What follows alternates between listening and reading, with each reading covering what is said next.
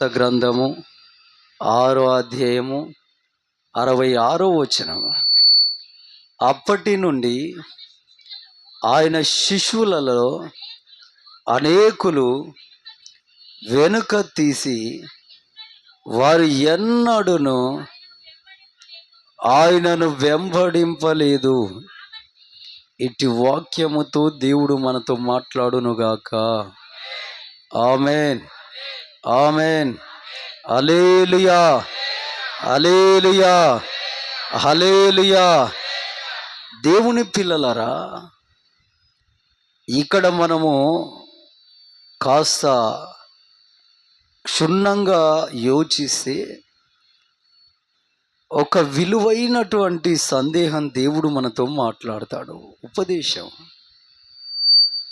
ఆమేన్, హల్లెలూయా, హల్లెలూయా.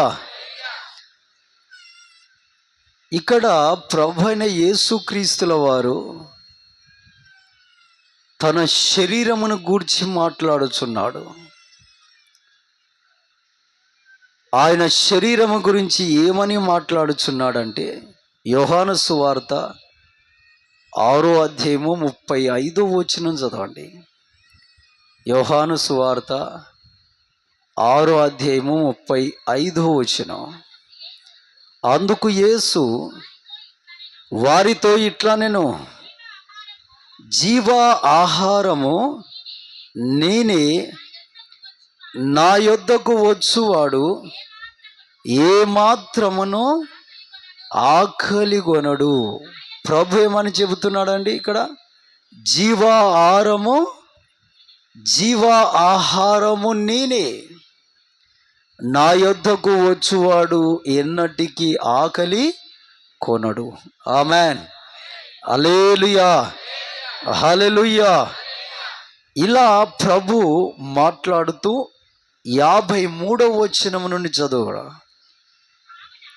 కావున యేసు ఇట్లా నేను, మీరు మనుష్య కుమారుణ్ణి శరీరము తిని ఆయన రక్తము త్రాగు ప్రతి వాడును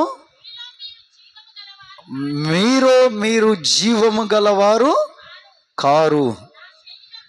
నా శరీరము తిని నా రక్తము త్రాగువాడు నిత్య జీవము గలవాడు. అంత్య దినమున నేను వానిని లేపుదును. నా శరీరము నిజమైన ఆహారము, నా రక్తము నిజమైన పానమునై ఉన్నది. నా శరీరము తిని నా రక్తము త్రాగువాడు నా యందును, నేను వాని యందును నిలిచియుందుము. ప్రభు మాట్లాడుతున్న మాటలో ఆయన శరీరమును గూర్చి, దేనిని గూర్చండి? ఆయన శరీరమును గూర్చి మాట్లాడుతున్నాడు. ఈ రోజుల్లో ప్రతి నెల మొదటి ఆదివారం మనం ఆయన శరీరానికి సాదృశ్యమైన రొట్టె, ఆయన రక్తానికి సాదృశ్యమైన ద్రాక్షారసం త్రాగుతుంటాంగా. అవి దానిని గురించి ప్రభు మాట్లాడుచూ ఉంటే, ఇక్కడున్న ఈ శిష్యులు ఈయన శరీరము తినడం ఏంటి, ఈయన రక్తము త్రాగడం ఏంటి, ఇది చాలా ఆశ్చర్యార్థంగా ఉంది అని వాళ్ళు ఏం చేశారో తెలుసా? 60వ వచనం. అగో వాళ్ళు మదిలో, వారి ఆలోచనలో వాళ్ళు ఏమనుకుంటున్నారు తెలుసా? ఇది కఠినమైన మాట, ఇది ఎవడు వినగలడని. దేవుని పిల్లలరా, ఇది చాలా కఠినమైన మాట, దీనిని ఎవరు వినగలరు? ఆయన శరీరము తినాలంట, ఆయన రక్తము త్రాగాలంట. ఇది ఎలా సాధ్యమో? ఆయన శరీరము తిని ఆయన రక్తము త్రాగుతేనే నిత్య జీవం అంట. ఇది అసాధ్యము కదా అని ఆ శిష్యులకు అంటబట్టలేదండి ఆ బోధ. ఎందుకంటే దేవుని పిల్లలరా, ఆత్మీయ అర్థము, ఆ కోణము తెలిసిన వారికి అర్థమవుతుంది ఆయన మాట్లాడే మాటల్లో ఉన్న ఆ భావన. ఆమెన్, ఆమెన్, హల్లెలూయా.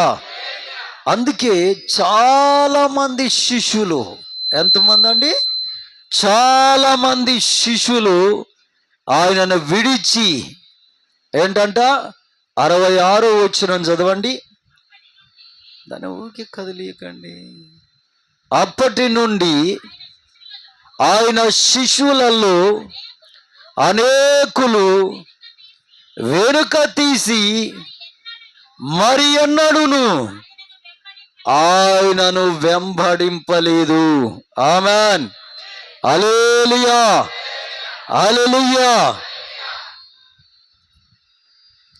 దేవుని పిల్లలరా, చాలా మంది శిష్యులు ఆయనతో తిరిగిన వారు, ఆయనతో సంచరించిన వారు, ఆయనతో కలిసి భోజనం చేసిన వారు, కలిసి పరిచర్యలో సాగిన వారు, ఆయన శిష్యులు అనేకులు ఆయనను విడిచి వెళ్ళిపోయారంట. మరి ఇంకెన్నటికి ఆయనను కలిసి ఆయనతో ఇక సహవాసం చేసింది లేదంట. ఆమెన్, హల్లెలూయా, హల్లెలూయా. చాలా మంది శిష్యులు అండి వెళ్ళిపోయారు. ఇక 12 మంది మాత్రమే మిగిలారు. ఎంతమంది అండి? 12 మంది శిష్యులు మాత్రమే మిగిలి ఉన్నారు. హల్లెలూయా. 2 చేతులు పైకెత్తి హల్లెలూయా. ఆ లాస్ట్లో కుర్చీలో కూర్చున్న వాళ్ళు హల్లెలూయా. మీరు ఒరగకండి, ఆ కుర్చీలో కొరగకండి. ఇట్లా ఇట్లా కూర్చోండి. ఇప్పుడు నేను ఎలా కూర్చున్నాను? స్ట్రైట్గా. అంటే నీకంటే మెత్తుంది అయ్యగారు వెనుక, మీరు మెత్త తెచ్చుకోండి.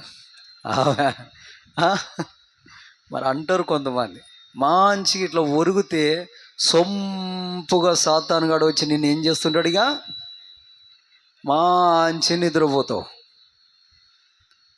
హల్లెలూయా, హల్లెలూయా. నిద్ర దరిద్రానికి ఒక సూచనగా ఉంది. నిద్ర అనేది దరిద్రానికి ఒక సూచనగా బైబిల్లో కనబడుతుందండి. ఆమెన్, హల్లెలూయా, హల్లెలూయా.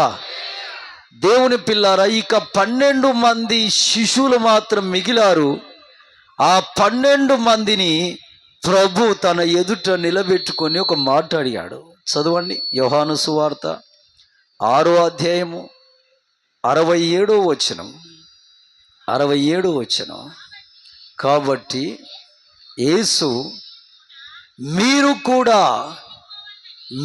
కూడా వెళ్ళిపోవాలనని ఉన్నారా అని ఆ 12 మందిని అడగగా, అప్పుడు సీమోను పేతురు, ప్రభువా, ఎవని యొద్దకు వెళుదుము?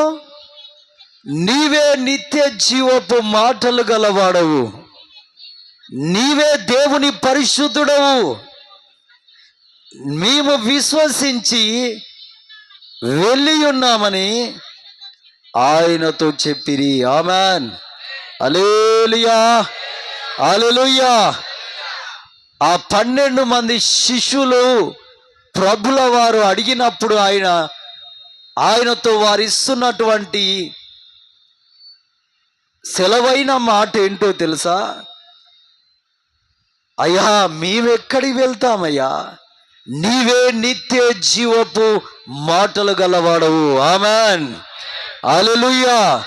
నీవే దేవుని కుమారుడు, నీవే క్రీస్తువు, నీ ద్వారానే పరలోక రాజ్యము, మోక్షము, స్వర్గము.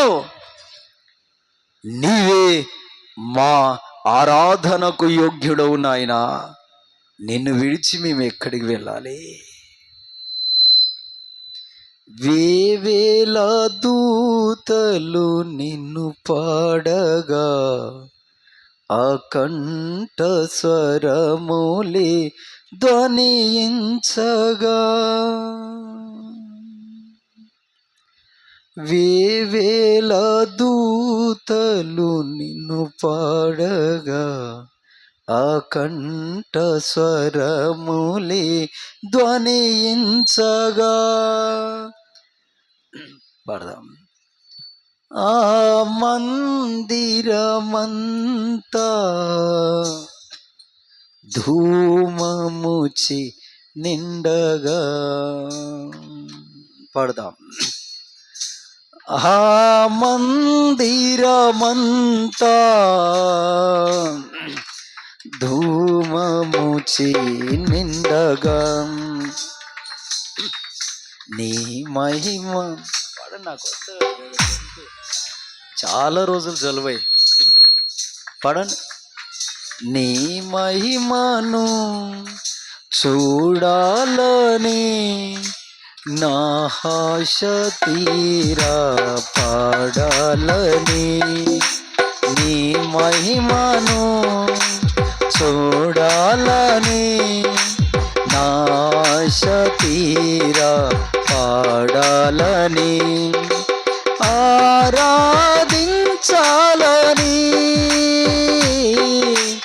ఆస్వాదించాలని, ఆరాధించాలని ఆస్వాదించాలని, దూతలతో కలసి సెరాపులలో నిలచి, ఆ దూతలతో కలసి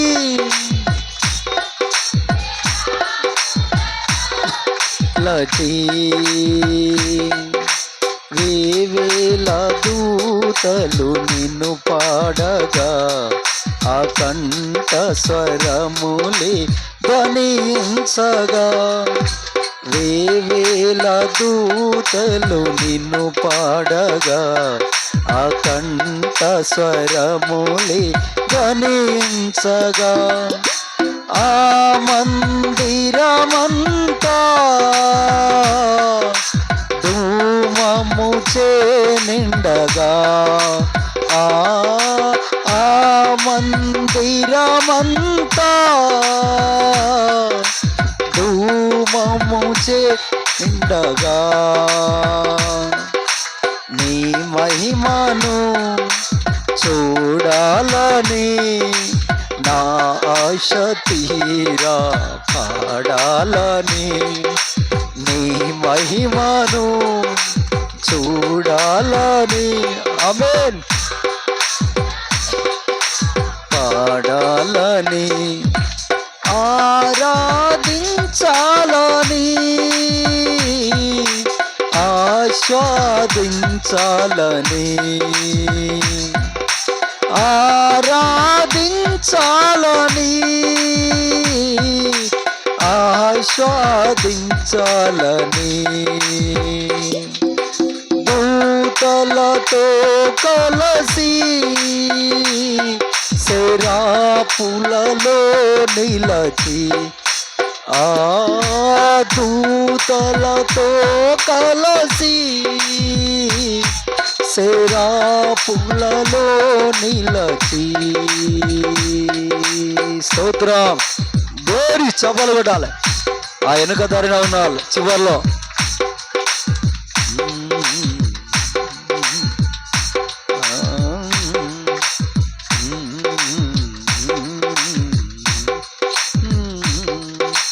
దావీదు గానాల స్తోత్రార్హుడా, కోరాహు కుమారుల స్తుతి పాత్రుడా, దావీదు గానాల స్తోత్రార్హుడా, కుమారుల స్తుతి పాత్రుడా, నా స్తుతులన్నిటిపై ఆసీనుడవయ్యా, నా స్తుతులన్నిటిపై ఆసీనుడవయ్యా, నీ మహిమను చూడాలని నా ఆశ తీరా పాడాలని, నీ మహిమను చూడాలని నా ఆశ తీరా పాడాలని. హల్లెలూయా, దేవునికి మహిమ. 12 మంది అండి. అందరు విడిచి వెళ్తే మిగిలిన వారు ఎంతమంది? 12 మంది మాత్రమే. ఆ 12 మంది నిలబెట్టి ప్రభు అడుగుచున్న మాట, మీరు ఏమైనా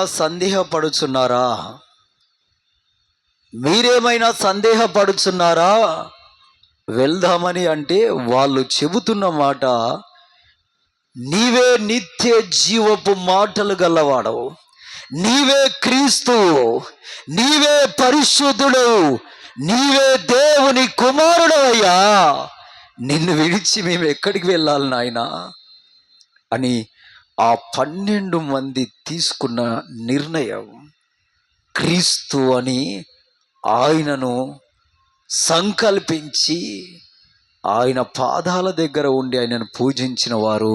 ఆమెన్, ఆమెన్, ఆమెన్. దేవుని పిల్లరా, ఆ విడిచి వెళ్ళినటువంటి 100ల కొలది శిష్యులు కొందరు సాతాను ఆత్మకు దొరికారు. ఎవరు దొరికారు? సాతాను ఆత్మకు దొరికి మరణించారు, నిత్య నరకాగ్నికి వెళ్ళారు. మరికొందరు ఉరి వేసుకొని హతులైపోయారు, చనిపోయారు. ఈ మాటలు మీరు యోహాను సువార్త 6వ అధ్యాయము 70వ వచనంలో చదివితే, అలాగే మత్తయి సువార్త 27వ అధ్యాయము 5వ వచనంలో చదివితే కనబడతాయి. ఆయనను విడిచి వెళ్ళిన శిష్యులు ఏమయ్యారనేది. Amen, amen. అక్కడ ఆ సాదృశ్యాలు కనబడతాయి. కానీ ఇతన్ని అంటు కట్టుకొని, ఇతన్ని వెంబడిస్తూ ఈయన నీడలో బ్రతికినటువంటి ఆ 12 మంది ఒక ఉజ్జీవము లేసింది. ఆమెన్, హల్లెలూయా. వారిలో నుండి ఒక మంట రగిలింది. ఆమెన్, హల్లెలూయా. దేవుని పిల్లలారా, అందులో ఒకడు భ్రష్టుడైపోయాడు, కానీ ఇంకొక ఉన్నతుడు చేర్చబడ్డాడు. ఆ 12 మందికి అపోస్తులని నామకరణం చేయబడ్డది. చప్పట్లు కొడదా గట్టిగా, గట్టిగా. హల్లెలూయా. దేవుని పిల్లలారా, వారి పేర్లు దేవదూతలకు తెలిసిపోయాయి.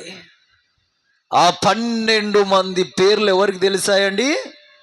దేవదూతలకు.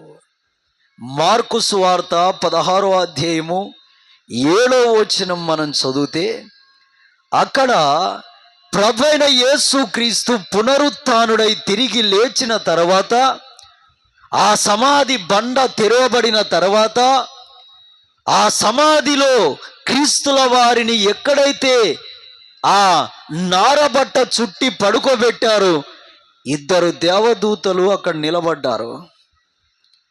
అయితే ప్రభుల వారి సమాధిని భద్రపరచుటకై విశ్రాంతి దిన అనంతరము, అంటే ఆదివార ఉదయమునే కొందరు స్త్రీలు ప్రభుల వారి సమాధి యొద్దకు వస్తే, ఆ బండరాయి తొర్లించబడుట చూచి వెంటనే కొందరు స్త్రీలు టకటక పరిగెత్తుకొని ఆ సమాధి లోపలికి వెళ్తే 2 దేవదూతలు నిలబడి ఉన్నారు.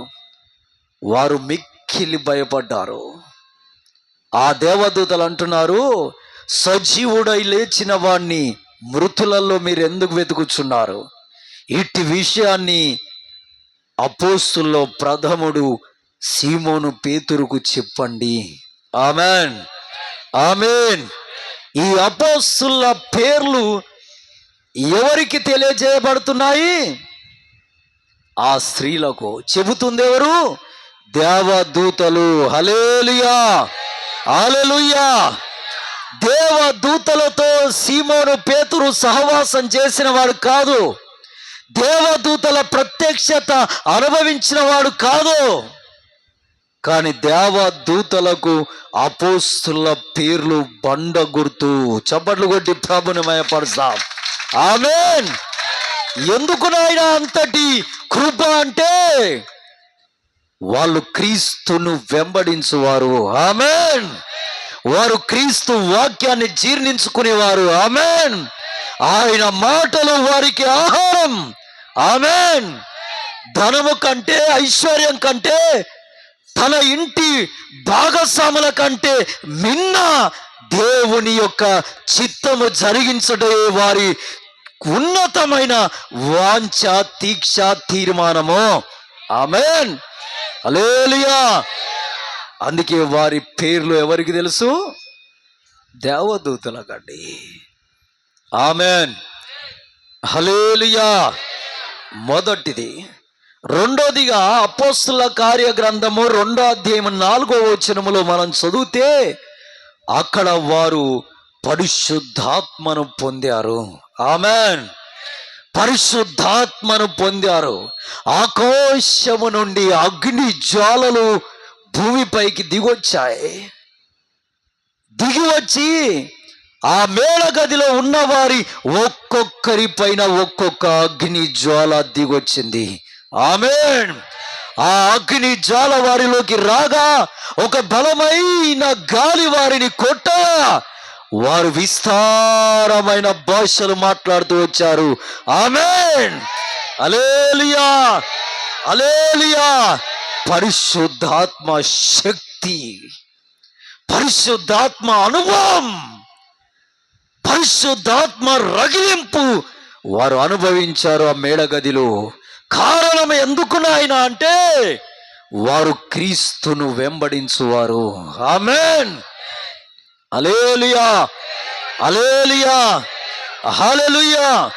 అపోస్తుల కార్య గ్రంథము 3వ అధ్యాయం 7-8 వచనాలు మనం చదివితే ఇక్కడ శృంగారం అనే దేవాలయానికి అపోస్తుల్లో 2 సీమోను పేతురు, యోహాను వెళ్తూ ఉంటే ఒక అవిటివాడు పుట్టుకతోనే సంపూర్ణంగా అవిటతనం కలిగి చీల మండలములతో సహా వంగిపోయి ఉన్నవాడు ధర్మం కొరకు ఎదురు చూస్తుంటే ఆ అపోస్తులను, అయ్యా ధర్మం వేయి నాయనా అని అడిగితే వాళ్ళు అన్నారు, మా దగ్గర వెండి బంగారాలు లేవు నాయనా, మా దగ్గర వెండి బంగారాలు లేవు, కానీ మా దగ్గర ఉన్నది మీకు ఇచ్చుచున్నాము, నజరేయుడైన యేసుక్రీస్తు నామమున లేచి నడువు అని ఆ అవిటివాని చెయ్యి పట్టుకొని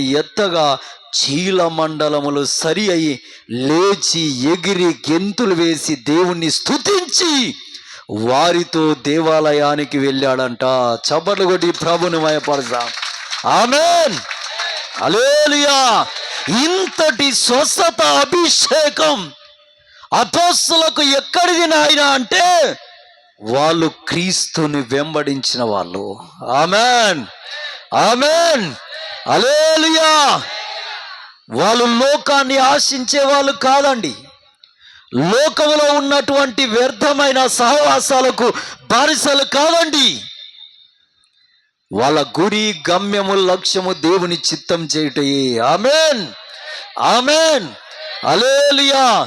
అందుకే అవిటి వారిని సైతం అంటే కుంటి వారిని సైతము లేపి నడిపించగలిగిన స్వస్థత అభిషేకం వారికి అనుగ్రహించబడ్డది. ఆమేన్. అది తొలి శతాబ్దిలో, మొదటి శతాబ్దిలో. ఇప్పుడంటే అంతటి స్థాయి ఉన్న దైవజనులు చాలా అరుదండి, చాలా అరుదు. ఆమేన్, ఆమేన్. అపోస్తుల కార్యగ్రంథము 4వ అధ్యాయం 13వ వచనములో మనం చదివితే ఇక్కడ వారు చదువు వారు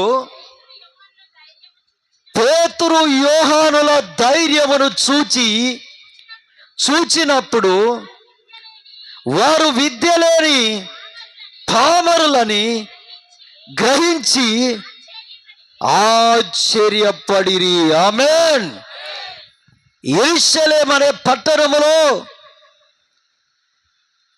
పేతురయ్య యోహానయ్య నిలబడి దేవుని వాక్యము బోధిస్తూ ఉండగా, వాళ్ళు స్వస్థతలు చేస్తూ ఉండగా, వారు నిలబడిన తీరు, వారు నడుచుతున్న విధానము, వారు మాట్లాడుతున్న క్రమము చూసి వీరు విద్య లేని పామరులు.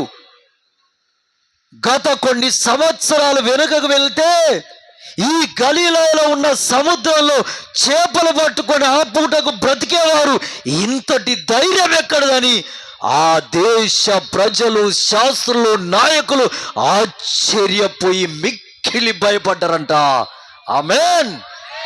హల్లెలూయా. వారికి అంత ధైర్యం ఎక్కడదో తెలుసా? వారు క్రీస్తుని వెంబడించువారు గనక. ఆ రోజు వందల మంది శిష్యులు క్రీస్తుని విడిచి వెళ్ళిపోయినట్టుగా ఈ 12 మంది విడిచి వెళ్ళిపోయి ఉంటే ఇన్ని ధన్యతలు వారికి ఉండేది కాదు. హల్లెలూయా, హల్లెలూయా. వారి ధైర్యము చూసి ఆశ్చర్యపోయారు. దావీదయ్య బాలుడు, బాల్య దినముల యందే సింహము, కొదవ సింహం ఎదుట నిలబడితే కొదవ సింహం భయపడ్డదంట. ఎక్కడిది ఇంత ధైర్యం ఈయనకు అని. అక్కడ ఉన్నటువంటి ఆ మందల కాపర్లు భయపడిపోయారంట. ఎక్కడిది ఇంత ధైర్యం ఈయనకు? ఎందుకో తెలుసా? దావీదయ్య క్రీస్తును వెంబడించువాడు, యెహోవాకు స్వాస్థ్యము. ఆమేన్, ఆమేన్, హల్లెలూయా, హల్లెలూయా. ఎలుగుబంటి ఎదుట బహు రోషము కలిగి, కోపము కలిగి, రక్తము జుర్రుదామని చూస్తున్న ఎలుగుబంటి ఎదుట బాలుడైన దావీదయ్య నిలబడితే ఎక్కడిదిరా ఈ ధైర్యం అని ఆశ్చర్యపోయారండి లోకమంతా. ఒక్క పిడికిలితో నలిపివేయగలిగిన సత్తా కలిగినటువంటి అజానుభావుడైన ఆ ఫిలిష్తీయుడు గొలియాతు ఎదుట దావీదయ్య ఒక ఒడిసెల పట్టుకొని నిలబడితే ఇశ్రాయేలు దేశపు రాజైన సౌలు, ఆ ఇశ్రాయేలు దేశ సైన్య ప్రజలందరూ ఎక్కడిది ధైర్యం అని ఆశ్చర్యపోయారట. ఎక్కడిదో తెలుసా? ఆయన క్రీస్తును వెంబడించువాడు గనక ధైర్యం ఉంది. ఆమేన్, ఆమేన్, హల్లెలూయా. మనుషులకు ఏదైనా అసాధ్యమే, కానీ దేవునికి ప్రతిదీ సాధ్యమే. ఆమేన్, హల్లెలూయా, హల్లెలూయా, హల్లెలూయా. దేవునికే మహిమ కలుగును గాక. ఆమేన్, ఆమేన్. దేవుని పిల్లరా, కాబట్టి క్రీస్తును వెంబడించు వారికి ఈ గుణగణాలు ఉంటాయి. ఆమేన్, ఆమేన్, ఆమేన్. ఒక పాట నేను రాసుకున్నాను, అది నాకు గుర్తుకు లేదు సరే, కానీ దేవుని కృపను బట్టి భయము చెందకు. ఆవిడ మంచి రాశాం ఇది. ఆ బుక్స్ కూడా ఇప్పుడు తీసుకురాలే. మంచిగా ఉంది ఆ పాట. తర్వాత ఏముంది, మీరు నేర్చుకుంటే బాగుండేది, రాసుకున్నా బాగుండేది. ఆత్మీయుడా నీవు భయము చెందకు, యేసు స్నేహితుడా తునికలైన వారిని రాజులుగా మార్చినాడు, ఎన్నికలేని ఎస్తేరును మహారాణిగా మార్చినాడు. ఎన్నటికైనా ఏమో ఉన్నాయి, మంచిగా ఉండి పాట. దుఃఖము సంతోషముగా మార్చివేయును ఆత్మీయుడా, యేసు స్నేహితుడా, నా ఆత్మీయుడా, యేసు స్నేహితుడా. విడిచిపోకు నా యేసుని చెంతను, మరచిపోకు నా యేసుని స్నేహము ఆత్మీయుడా, యేసు స్నేహితుడా, నా ఆత్మీయుడా. మీరు విన్నారా ఈ పాట? పాడంగా కూడా విన్నావా? అగా విన్నారు, కానీ ఎందుకు గుర్తుకుండే? నేను మర్చిపోయినట్టు అయింది. ఇలా ఎన్నో పాటలు ప్రభు ఎప్పుడు తీసుకెళ్తాడో ప్రజల మధ్యలోకి. దేవుని స్తోత్రం. ఎందుకంటే చాలా బీద సంఘం మనది, అంతగా డబ్బున్న సంఘం ఏం కాదు. అందరూ కూలి పని చేసుకుంటే దాంట్లో దశం భాగం దేవుడి సన్నిధి ఇస్తే దాంతో ఈ పరిచర్య ముందుకు సాగిస్తూ ఉన్నాం. ఆమెన్, హల్లెలూయా, హల్లెలూయా. దేవునికి మహిమ కలుగునుగాక. Amen, amen. అపోస్తల కార్యగ్రంథము 5వ అధ్యాయము 3వ వచనం. ఇక్కడ మనం చదివినట్లయితే మనుషుల యొక్క రహస్యములను ఎరిగే అభిషేకం వారికి ఇవ్వబడ్డదంట. ఆమెన్. ఇద్దరు వ్యక్తులండి, భర్త భార్య కలిసి పొలం అమ్మారు. ఆ పొలంలో కొంత సొత్తు దాచుకొని వచ్చారు. అప్పుడు పేతురయ్య అంటున్నాడు, పరిశుద్ధాత్మను మోసపుచ్చుటకు సాతాను నిన్ను ఎందుకు ప్రేరేపించుటకు తావిస్తివి? ఆ సాతానుకు తావిస్తివి అంటే మనుషుల యొక్క అంతరంగ భావన గుర్తుపట్టగలిగినటువంటి, రహస్యములను ఎరగగలిగినటువంటి అభిషేకము ఈ అపోస్తులకు ఇవ్వబడ్డది. ఆమెన్, హల్లెలూయా. వాళ్ళ ఎదుటకు వెళ్ళి నిలబడ్డామా కాముష్గా ఉండవలసిందే. కాదయ్యా ఇలా అలా అని చెబితే మనము నిన్న ఏం చేశామో, మొన్న ఏం చేశామో, 10 రోజుల క్రితం ఏం చేశామో అంతా ఎవరికి తెలుసు? అపోస్తులకు అట్టే తెలిసిపోతుందంట. రేపెక్కడికి వెళ్తావో కూడా నీకు వాళ్ళకి తెలిసిపోతుంది. అంతటి అభిషేకం వారికి అనుగ్రహించబడ్డది. ఆమెన్, హల్లెలూయా, హల్లెలూయా, హల్లెలూయా. అపోస్తల కార్యగ్రంథం 5వ అధ్యాయం 12వ వచనంలో మనం చూస్తే, వాళ్ళు సంచరించుచు అనేకమైన సూచక క్రియలు మహత్కార్యములు చేయుచున్నారంట. ఆమేన్. గట్టిగా చప్పలు కొట్టి ప్రభుని మయపరచండి. ఆమేన్, హల్లెలూయా, హల్లెలూయా. అపోస్తల కార్యగ్రంథం 5వ అధ్యాయం 19వ వచనంలో మనం చదివితే, ప్రభు దూత వచ్చి వారిని చెరసాల నుండి విడిపించిందంట. అపోస్తల కార్యగ్రంథం 9వ అధ్యాయం 40వ వచనంలో మనం చదివితే, అక్కడ ఒక చనిపోయిన విధవరాలిని, తబితను, చనిపోయిన విధవరాలైన తబితను పేతురయ్య తిరిగి ప్రార్థన చేసి లేపినట్టుంది. ఆమెన్. చదువురా సన్నివేశం.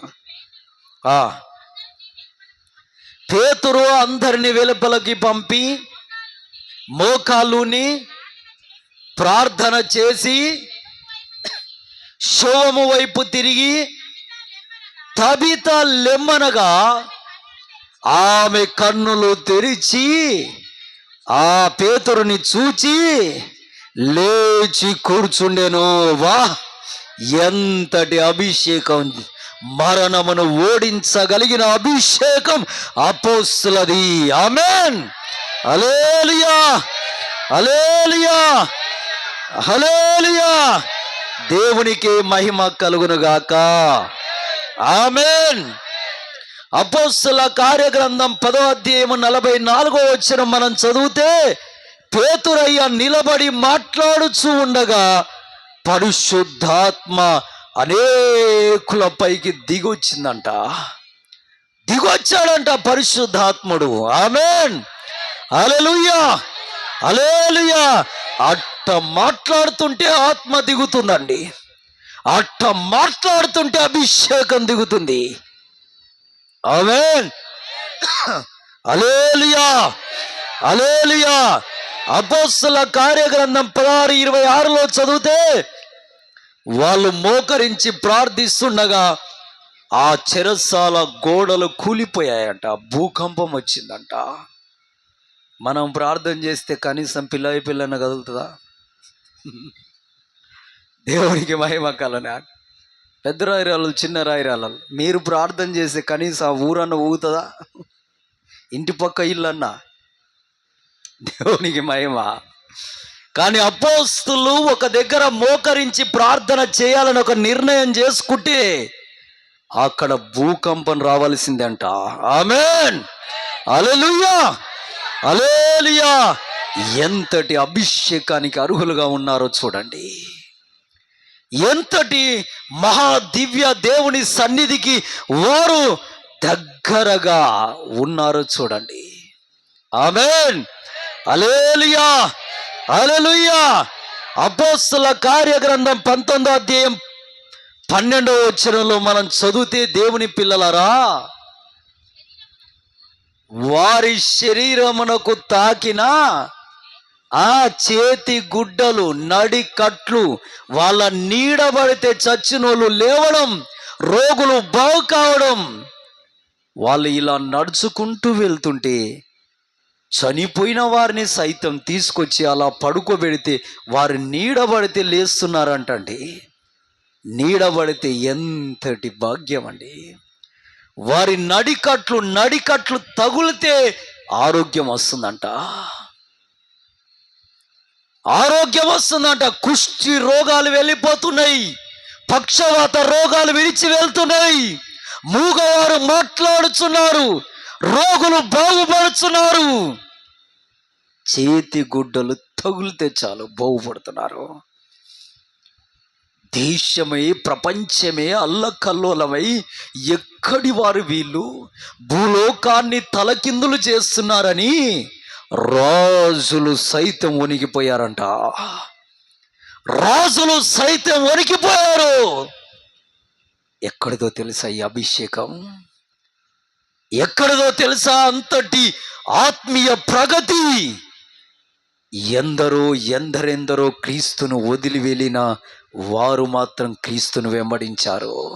ఆమేన్, వారు క్రీస్తులో ఉన్నారు, క్రీస్తు మాటకు కట్టుబడి నిలబడి బ్రతుకుతూ ముందుకు సాగారు. ఆమేన్, హల్లెలూయా, హల్లెలూయా. సింహాల బోనులో ఒక ఆయన్ని వేశారు, దానియేలయ్యను. చాలా సింహాలు ఉన్నాయి. ఒక్క సింహము రాత్రంతా ఇలా ముట్టలేదంటే అది చాలా ఈజీ పనా? అంత సులభమా? ఒక 2-3 తేళ్ళు ఉన్న స్థలంలో నువ్వు పడుకో, అవి తెల్లారేసరికి ఎన్నిసార్లు కుడతాయో వాటిని ఏమనకు. దేవుని పిల్లలారా, కొదవ సింహాలు, బలము కలిగిన సింహాలు ఉన్నటువంటి గుహలో ఒక వ్యక్తుణ్ణి పడేస్తే ఆ వ్యక్తుణ్ణి ఇలా తాకలేదంట, అతన్ని చూసి నోరు తెరిచి గాండ్రించలేదంట. కారణం, వాళ్ళు క్రీస్తుని వెంబడించువారు. ఆమేన్, హల్లెలూయా, హల్లెలూయా. ఒక 3 వ్యక్తులను తీసుకెళ్లి అగ్నిగుండంలో వేస్తే అగ్ని కాలలేదంట. అంత ఈజీయా? కాలదా అండి అగ్ని కాలదా? కాలుతుందండి. కానీ 3 భక్తుల ఎదుట అగ్ని ఓడిపోయింది. ఏంటి నాయన ఈ అగ్ని కాలట్ల వీళ్ళనని రాజు సైతం సింహాసనాన్ని విడిచి కిందికి దిగాడంట. కారణం ఏంటో తెలుసా? ఎందరెందరో క్రీస్తుని వదిలిపోయి తిరిగి విగ్రహారాధనకు బానిసలవుతున్నా ఈ లోక సుఖభోగాలకు, లోక ఐశ్వర్యాలకు చూసి క్రీస్తుని వదిలి వెళ్తున్న వారు క్రీస్తుని అంటు కట్టుకొని బ్రతికిన వారు.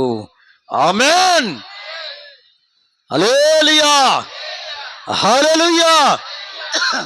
క్రీస్తుని అంటు కట్టుకొని బ్రతికిన వారు, వారి ద్వారా జరిగిన అద్భుతాలు మహా అద్భుతాలు. ఆమేన్, హల్లెలూయా, హల్లెలూయా. అనాథ బిడ్డ, తల్లి లేదు, తండ్రి లేడు, ఒక పిన్న తండ్రి దగ్గర పడి బ్రతుంది.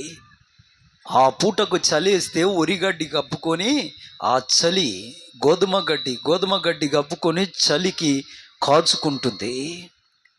దేవుని పిల్లారా, ఆ సందర్భంలో, ఆ టైంలో ఆమె బ్రతుకు చాలా హీనమైనది.